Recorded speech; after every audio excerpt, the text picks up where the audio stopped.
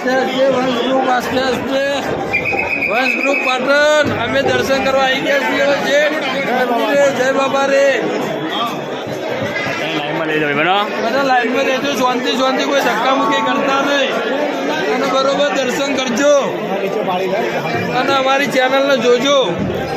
આવા નવા વિડીયો આવતા નથી દર બીજે ભાઈ વાહ થેન્ક યુ જય બાબા રે ભાઈ